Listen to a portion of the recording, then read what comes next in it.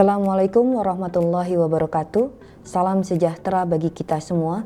Perkenankan saya untuk memperkenalkan diri. Nama saya Sohifah MSI, dosen tetap pada program studi Ilmu Kesejahteraan Sosial, Fakultas Ilmu Sosial dan Ilmu Politik pada Universitas Muhammadiyah Jakarta dengan nomor induk dosen nasional 0320108005 dan NUPTK 6352758659230240. Dengan penuh tanggung jawab serta komitmen terhadap pengembangan dalam pendidikan tinggi, izinkan saya menyampaikan pernyataan diri dosen dalam rangka unjuk kerja Tridharma Perguruan Tinggi atau disingkat dengan PDD UK TPT dalam bidang pengajaran. Video ini dibuat sebagai bagian dari sertifikasi dosen gelombang 1 yang diselenggarakan oleh Kementerian Tinggi Sains dan Teknologi atau Kemdiksaintek tahun 2025. Pada kesempatan ini, saya akan memaparkan salah satu mata kuliah yang saya ampu, yaitu mata kuliah Supervisi Pekerjaan Sosial pada tahun akademik 2024-2025. Dengan beban studi sebanyak 3 SKS, mata kuliah ini diperuntukkan bagi mahasiswa semester 4 dan termasuk pada kelompok mata kuliah prasyarat wajib dalam program studi Ilmu Kesejahteraan Sosial. Mata kuliah Supervisi Pekerjaan Sosial merupakan mata kuliah yang membahas konsep, fungsi, dan prinsip supervisi dalam praktik pekerjaan sosial pada level mikro, meso, dan makro secara komprehensif. Melalui mata kuliah ini, mahasiswa diharapkan mampu menjadi pelaku supervisi yang profesional, reflektif, beretika, dan adaptif terhadap tantangan sosial dengan pendekatan yang kolaboratif dan holistik. Pembelajaran dilaksanakan secara tatap muka, luring, dan daring yang melibatkan kepada keaktifan mahasiswa dalam membangun pemahaman mahasiswa dalam proses pembelajaran. Pembelajaran dilaksanakan sebanyak 16 kali pertemuan sesuai dengan kalender akademik dengan 14 kali tatap muka dan 1 kali ujian tengah semester dan diakhiri dengan ujian akhir semester. Metode pembelajaran terdiri dari diskusi, ceramah, studi kasus, dan proyek tugas akhir. Kemudian untuk asesmen dilakukan dengan evaluasi tugas mingguan, keaktifan dalam diskusi, ujian tengah semester, dan ujian akhir semester dengan bobot penilaian 10% presensi, 20% untuk nilai tugas, 30% ujian tengah semester, dan 40% ujian akhir semester. Kegiatan perkuliahan dirancang untuk capaian pembelajaran lulusan atau CPL dan capaian pembelajaran mata kuliah atau CPMK. Seluruh materi kuliah dapat diakses melalui Learning Management System atau LMS melalui website siakat.umj.ac.id dan mahasiswa dapat mengetahui atau mengunduh rencana pembelajaran semester atau RPS, rencana tugas mahasiswa atau RTM, serta dapat mengunggah tugas mahasiswa yang diberikan oleh dosen secara terintegrasi. Mata kuliah ini memiliki capaian pembelajaran yang terdiri dari 1 CPMK. Pertama, mahasiswa mampu menjelaskan konsep, prinsip, dan etika supervisi pekerjaan sosial serta keterkaitannya dengan nilai-nilai Islami dan kemuhammadiyahan dalam praktek profesional.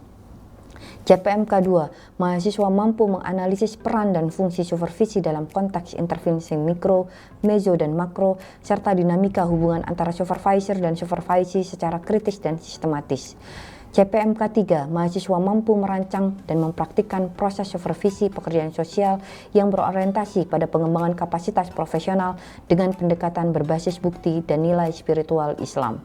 CPMK 4, mahasiswa terampil menggunakan teknologi inovatif dalam mendokumentasikan, memantau, dan mengevaluasi proses supervisi pekerjaan sosial secara efektif dan bertanggung jawab. Serta terdiri dari 7 sub CPMK, yaitu pertama, menjelaskan konsep, fungsi, dan prinsip supervisi dalam pekerjaan sosial serta relevansinya dengan nilai-nilai Islami dan kemuhammadiyahan. Kedua, mengidentifikasi bentuk dan peran supervisi administratif, edukatif, dan suportif pada level mikro, meso, dan makro dalam konteks intervensi sosial. Ketiga, menganalisis dinamika hubungan antara supervisor dan supervisi, termasuk etika, komunikasi, dan penyelesaian konflik. Keempat, merancang rencana supervisi berbasis kebutuhan pengembangan profesional dan pendekatan berbasis bukti. Kelima, mempraktikkan proses supervisi yang mencakup teknik refleksi, kontrak belajar, dan pemberian umpan balik. Keenam, mengintegrasikan nilai spiritual Islam dalam proses supervisi secara kontekstual dan profesional. Dan sub CPMK ketujuh adalah menggunakan teknologi inovatif untuk dokumentasi, pemantauan, dan evaluasi proses supervisi secara etis dan akuntabel. Kegiatan pembelajaran pada pertemuan ke-14 ini dilakukan dengan 3 rangkaian, yaitu dosen akan membuka, kemudian dosen akan mereview materi sebelumnya, kemudian penyajian materi supervisi suportif dalam rangka pengembangan profesional resiliensi. Kemudian setelah penyajian diakhiri dengan pemberian tugas dan penutup. Berikut adalah videonya. Oke, bismillahirrahmanirrahim. Assalamualaikum warahmatullahi wabarakatuh. Waalaikumsalam warahmatullahi wabarakatuh. Selamat pagi teman-teman. Hari ini kita akan melanjutkan mata kuliah berkaitan dengan supervisi pekerjaan sosial. Kita awali kelas hari ini dengan baca basmalah dan dilanjutkan dengan pembacaan surah Al-Ikhlas. Bismillahirrahmanirrahim. Qul huwallahu ahad, Allahus samad, lam yalid wa lam yulad wa lam yakul lahu kufuwan ahad. Shadaqallahul azim. Terima kasih teman-teman. Kita hari ini akan membahas berkaitan dengan supportive supervision professional resilience development. Minggu lalu kita mungkin sudah membahas terkait 3 fungsi dari supervisi pekerjaan sosial ya teman-teman. Apa aja? Ada edukatif, administratif, dan suportif. Nah, hari ini kita akan lebih mendalami berkaitan dengan supervisi suportif yang bertujuan untuk mengembangkan ketahanan diri dari profesionalisme pekerja sosial. Oke.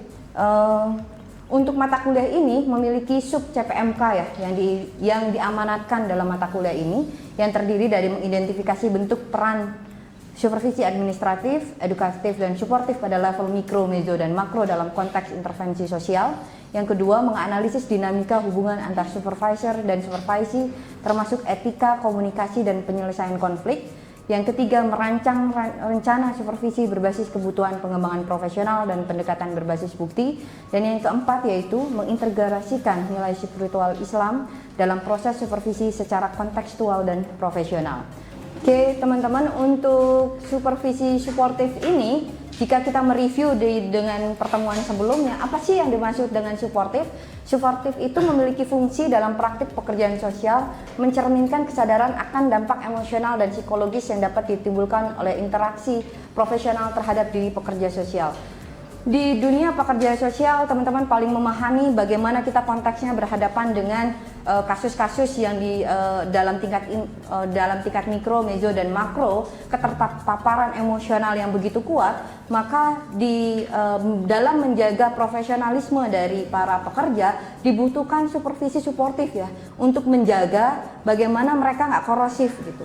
Pekerja tidak mengalami korosif dalam melakukan pekerjaan. Dan dalam konteks ilmu kesejahteraan sosial, supervisi ini berperan sebagai wadah reflektif yang memungkinkan pekerja sosial mengelola respon afektif dan dinamika internal yang berpengaruh terhadap kinerja profesional dan kompetensi mereka. Dan dalam supervisi suportif ini cakupannya itu terdiri dari pemberian dukungan emosional, fasilitasi proses pemberdayaan, serta penguatan kapasitas individu dalam mengenali kebutuhan perawatan diri maupun akses terhadap dukungan eksternal yang relevan dengan kesejahteraan pribadi dan profesional.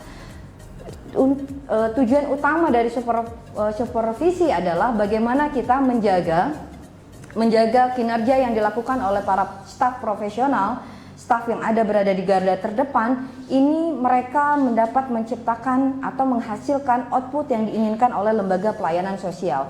Dan untuk menjaga output ini tercapai, maka dibutuhkan pendampingan bagi para pekerja sosial agar mereka tidak mengalami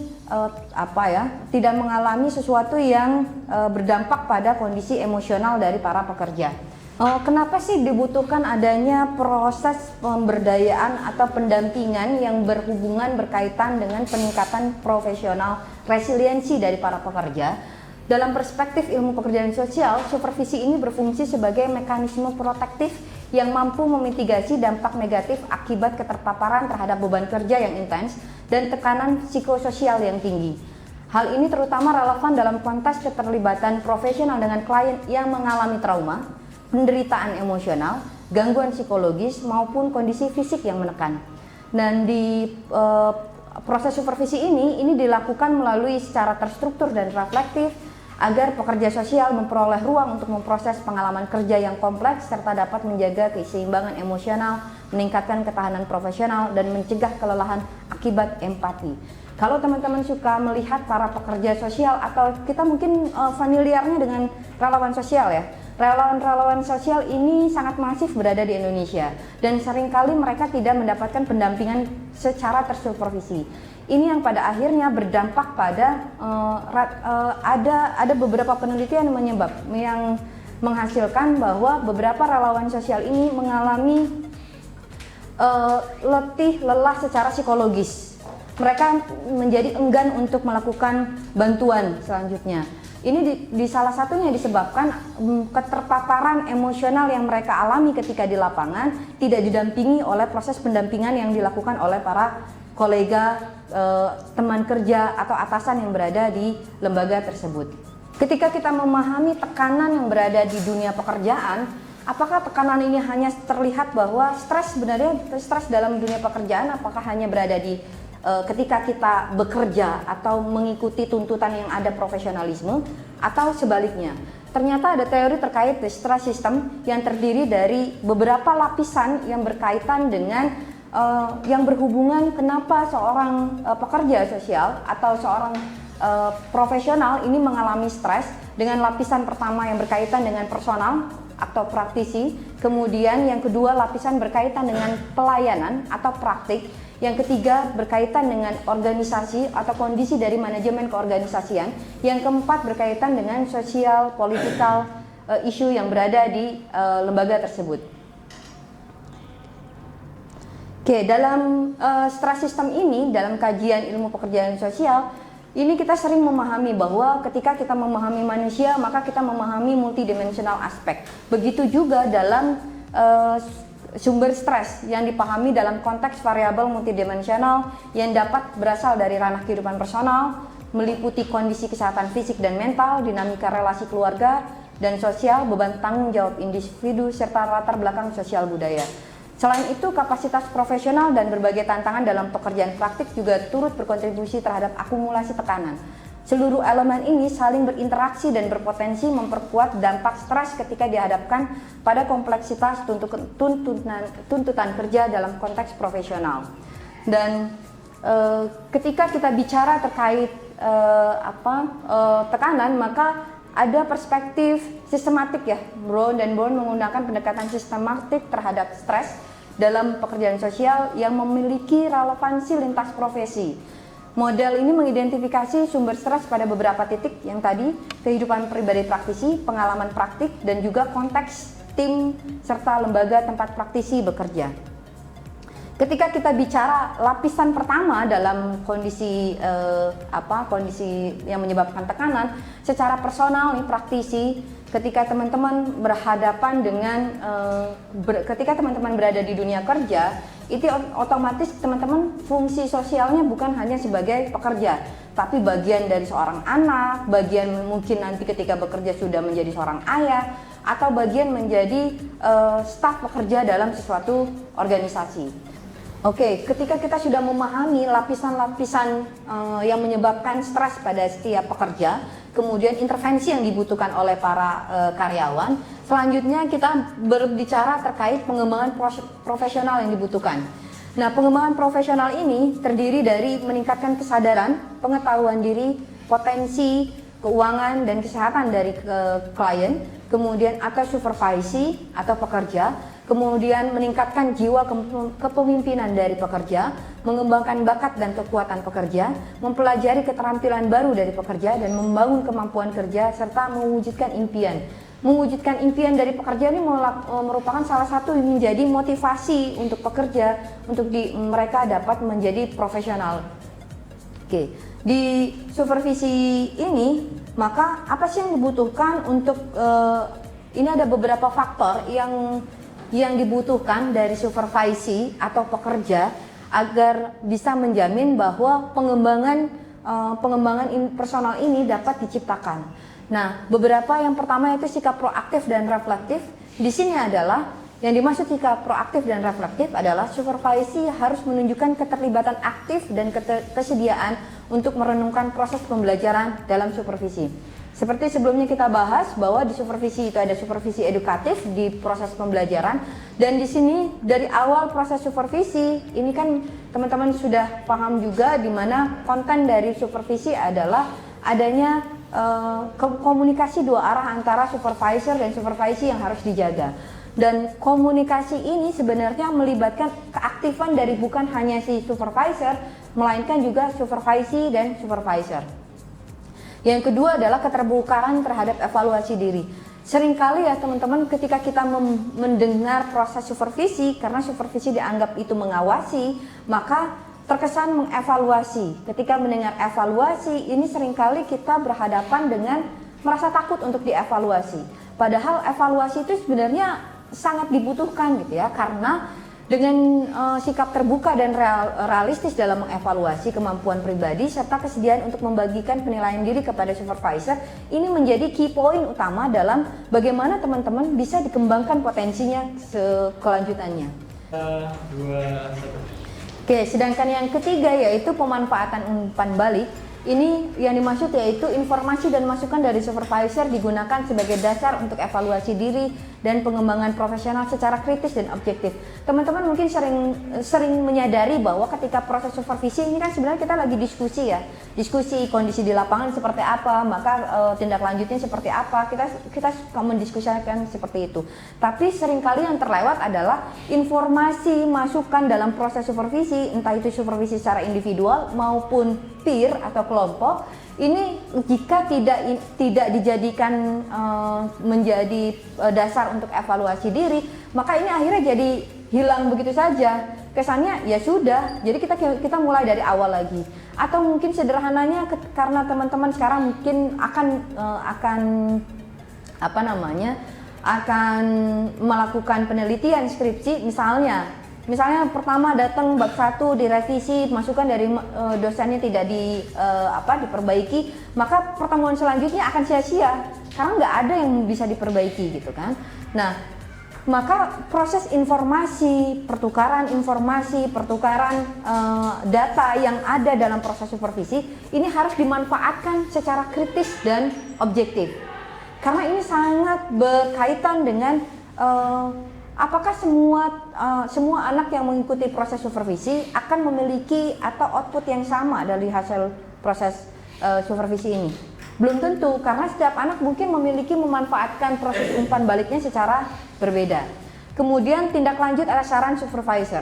Supervisi perlu menindaklanjuti saran dan arahan supervisor, terutama yang berkaitan dengan aspek-aspek kunci dalam praktek pekerjaan sosial. Kemudian yang kelima adalah komitmen terhadap pengembangan diri.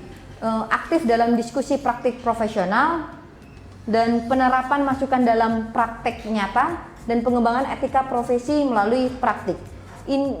Kemudian ada fokus pada kualitas layanan kepada klien, kritis terhadap pelanggaran etika dalam supervisi. Ini yang sebelumnya kita membahas ya teman-teman, keterampilan dalam dalam pekerjaan sosial, salah satunya adalah critical thinking ya. Critical thinking ini bukan hanya kita kritis dalam menilai, melakukan asesmen terhadap kebutuhan klien, tapi kritis terhadap pelanggaran etika dalam supervisi. Jadi supervisi ini memiliki peran untuk menyampaikan kritik secara etis jika supervisi tidak sesuai dengan pedoman profesional yang berlaku. Nah, maka catatan utama dari proses supervisi adalah proses pembelajaran profesional yang menuntut partisipasi supervisi secara utuh, yang menuntut dari partisipasi teman-teman sebagai praktikan atau teman-teman yang melakukan magang atau teman-teman menjadi karyawan yang baru itu untuk melakukan partisipasi secara utuh, baik secara emosional, intelektual maupun etis, di mana supervisi atau pekerja berperan aktif bukan sekedar sebagai penerima bimbingan, melainkan sebagai pelaku yang memiliki tanggung jawab untuk menjamin keberlanjutan praktik dari pekerja sosial yang berintegrasi dan berkualitas. Oke teman-teman, tadi sudah saya paparkan berkaitan dengan bagaimana mengembangkan resiliensi profesional dari si pekerja sosial melalui supervisi suportif. Oke teman-teman, kita masuk ke sesi diskusi. Saya berharap partisipasi aktif dari teman-teman. Mungkin ada yang mau bertanya? Saya Bu. Oke, silakan Gradita. Perkenalkan Bu, nama saya Gradita Widiatari. Saya izin bertanya, jika si supervisi ini mengalami keterhambatan dalam bekerja gitu, gimana? Dan dia mengalami tidak keterbukaan gitu adanya dia gitu. Terus bagaimana supervisor ini menyelesaikan masalah yang ada di supervisi itu si karyawan itu sendiri? Oke, terima kasih Gradita. Sebenarnya kalau kita melihat konteks dari proses supervisi, memang kan komponen utama dari proses supervisi adalah komunikasi dua arah antara supervisor dan supervisi. Dan yang membangun komunikasi ini menjadi komunikasi yang baik yaitu bukan hanya supervisor tapi supervisi. Nah, tapi tantangan di lapangan memang terkadang keengganan dari supervisi atau pekerja yang baru untuk bisa menyampaikan secara nyaman apa sih keluhan-keluhannya dari yang dialami oleh si pekerja atau si supervisi. Oke, Gradita seperti itu ya. Oke, selanjutnya teman-teman mungkin ada pertanyaan yang lain? Saya Bu. Oke. Perkenalkan, nama saya Namira Salwa Febrianti. Di sini saya mau bertanya, bagaimana sih Bu strategi untuk menghadapi tantangan dalam supervisi? Oke, terima kasih Namira. Untuk tantangan dari supervisi ya dalam konteks supervisi suportif, sebenarnya ini tantangan untuk si supervisor dan supervisi. Untuk tantangan supervisor itu bagaimana dia memahami kompleksitas dari sistem stres ini, gitu ya.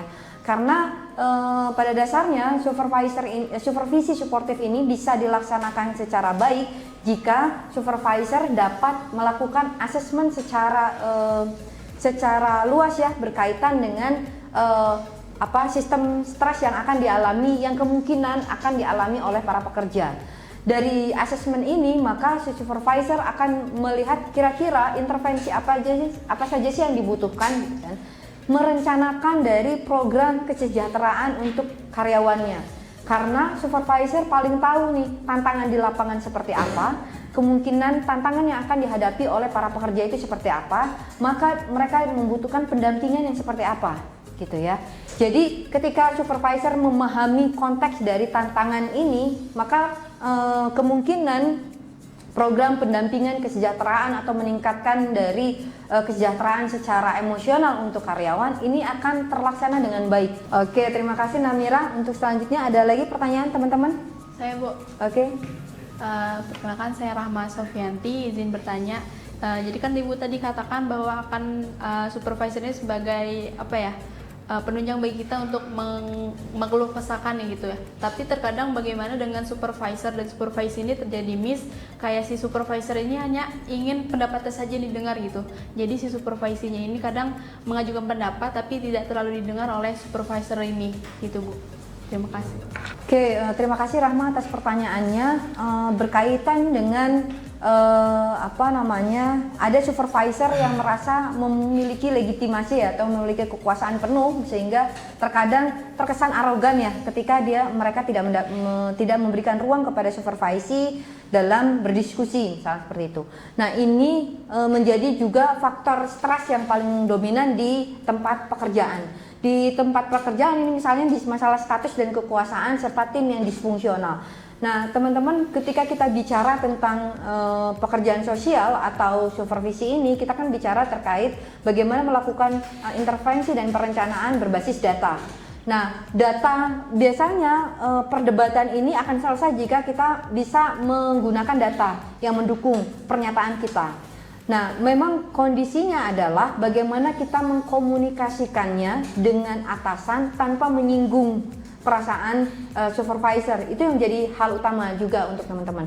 Maka keterampilan komunikasi di dunia kerja ini teman-teman harus perhatikan dengan sangat ya.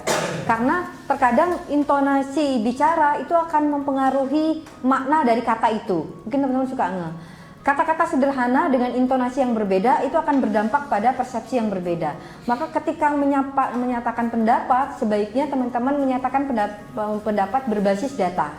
Berbasis data itu seperti apa? Kemudian dengan tidak memposisikan menyalahkan supervisor, tidak menyalahkan orang lain, tidak menyalahkan, tidak kesannya mengkoreksi kinerja orang lain.